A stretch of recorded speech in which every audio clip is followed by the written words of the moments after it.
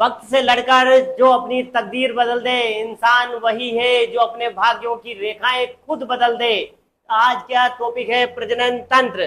प्रजनन तंत्र के पहला क्वेश्चन देखिए मित्रों, मनुष्य की बात करें, मानव की, मानव का पहला तंत्र की बात करें, कौन सा तंत्र बात कर रहे हैं हम? प्रजनन तंत्र की। मनुष्यों में लिंग निर्धारण पर आधारित होता है। लिंग निर्धारण किस पे होता है मित्रों? एक्स ओ पर, वाई पर, ओ पर या एक्स एक्स पर। तो आंसर कौन सा आएगा? एक्स वाई पर, यानी वाई जो है यहाँ पर पुत्र, यदि एक्स वाई पुत्री, तो ध्यान रखिए ये नर के वाय किस में पाया जाता है? नर में।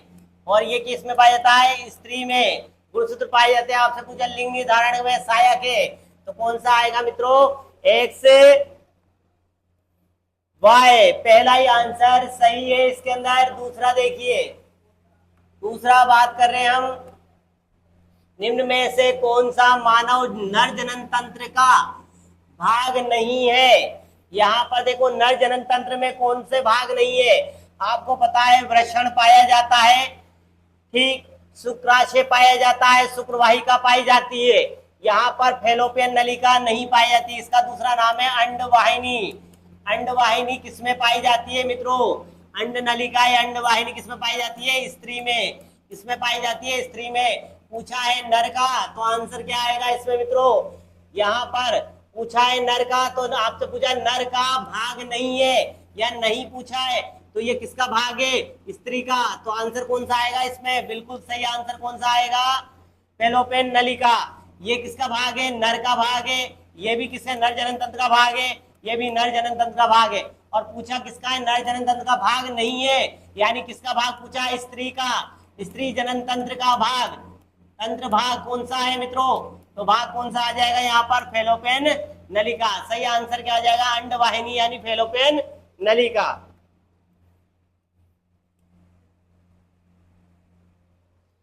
फिर बात कर रहे हैं मित्रों हम, देखिए नेक्स्ट प्रश्न की, गाय का गर्भकाल कितना होता है?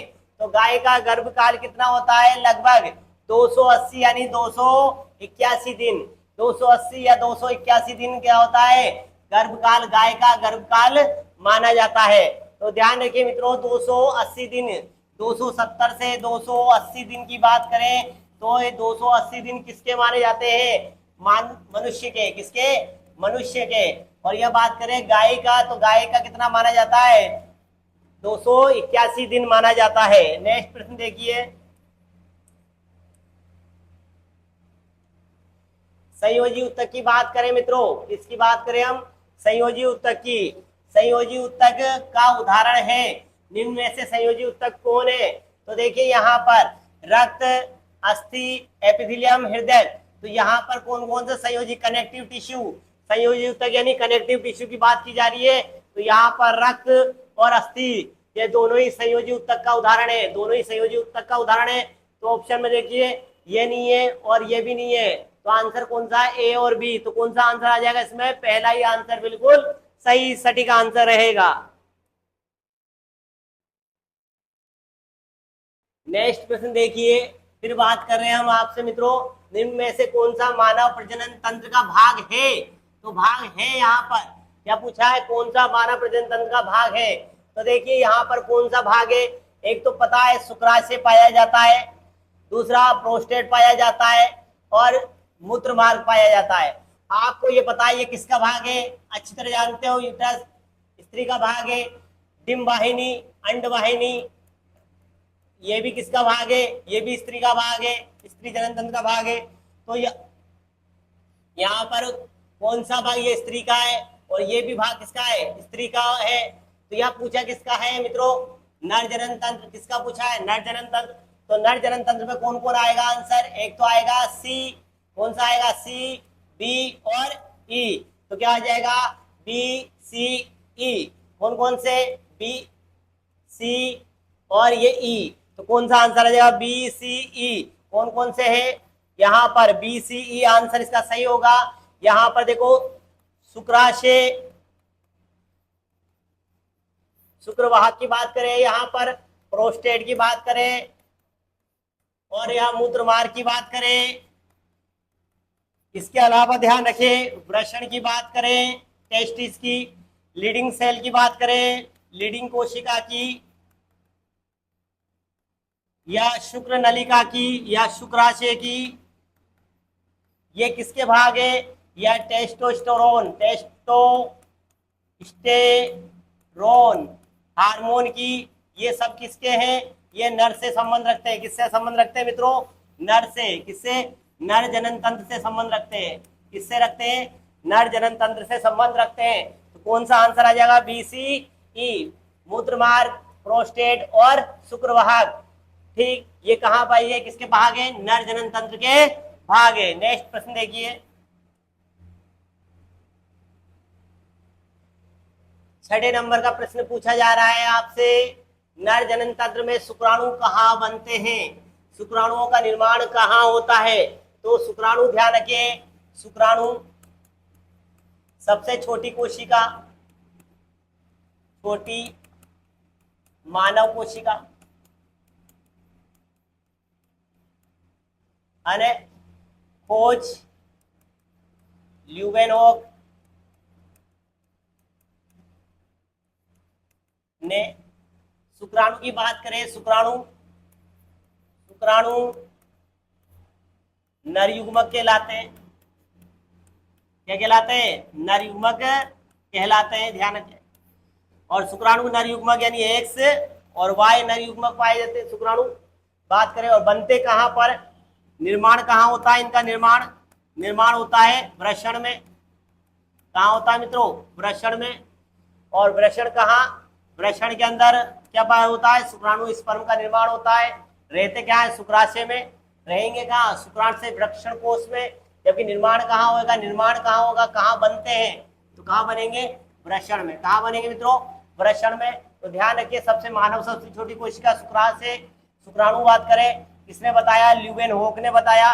शुक्राणु नर युग्मक कहलाते हैं। नर युग्मक का नाम क्या है? शुक्राणु। एक उसकी बात करें तो निषेचन के बाद 72 घंटे तक ये शुक्राणु जीवित रहते हैं। और ये कितने लाखों की संख्या में शुक्राणु कितने बनते हैं मित्रों? शुक्राणु लाखों की संख्या में स्त्रावित होते हैं। बात करें नेक्स्ट प्रश्न,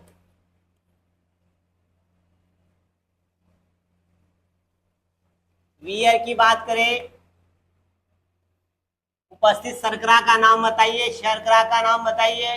तो ध्यान रखिए मित्रों, एक तो हम पुरानी भर्तियों में जो आए हुए पेपरों का जो संग्रह लेके आए हैं, ये आने वाली भर्तियों के लिए आपके लिए नींद का पत्थर साबित होगी। अगर आपने इन स्लाइडों को देखा तो आपको ये पता लगेगा कि पुरानी भर्तियों में किस तरह क्वेश्चन आया था। तो इसलिए हम लगातार हर टॉपिक की टेस्ट सीरीज लेके आए, जिन्हें आप देखिए, समझिए किस तरह प्रश्न आए थे और उनसे संबंधित प्रश्न किस तरह आ सकते हैं, उनका एनालिसिस कीजिए। वियर के अंदर उपस्थित शर्करा का नाम क्या है मित्रों? कौन सी आएगी? फ्रैक्टोज। कौन सी आएगी? फ्रैक्टोज। फ्रैक्टोज शर्करा जो किसमें पाई जाती है? वियर के अंदर पाई जाती है।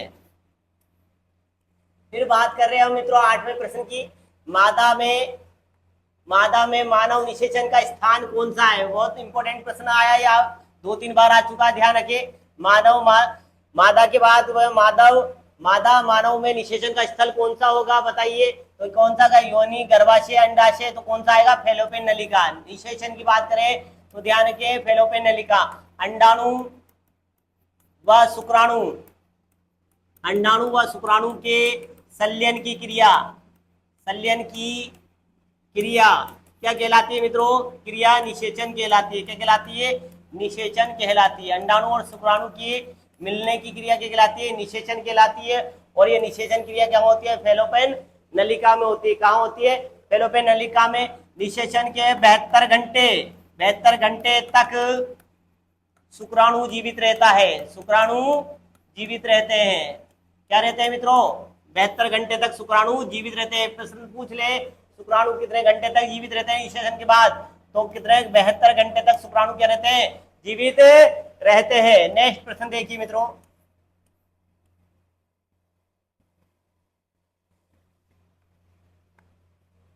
जीन्स किससे बने होते हैं? जीन किससे बने होते हैं?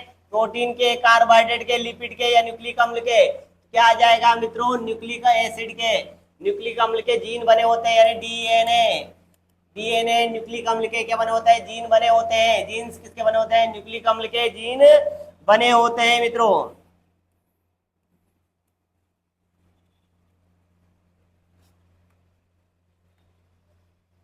ये भी जस्ट थोड़ी देर पहले आया। जीन क्या है? तो जीन एक डीएनए का भाग है। किसका भाग है? जीन डीएनए का भाग है। और जीन किसका भाग है? जीन डीएनए का भाग है। और ये किसमें पाए जाते हैं? गुणसूत्र के अंदर।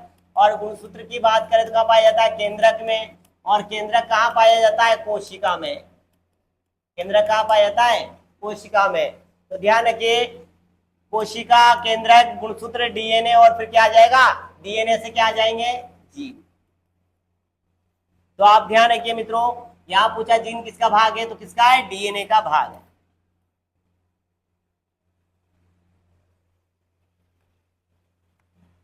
फिर बात करें पुरुष में कौन सी कोशिकाएं वृषणीय हार्मोन एंड्रोजन का संश्लेषण करती है?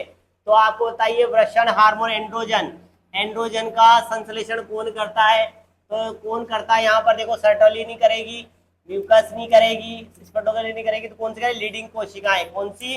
लीडिंग सेल्स, जो वृषण से संबंध रखती है। किससे? वृषण से, टेस्टिस से। जो किसमें पाई जाती है? पुरुष में पाई जाती है। कौन सी? लीडिंग कोशिकाएं।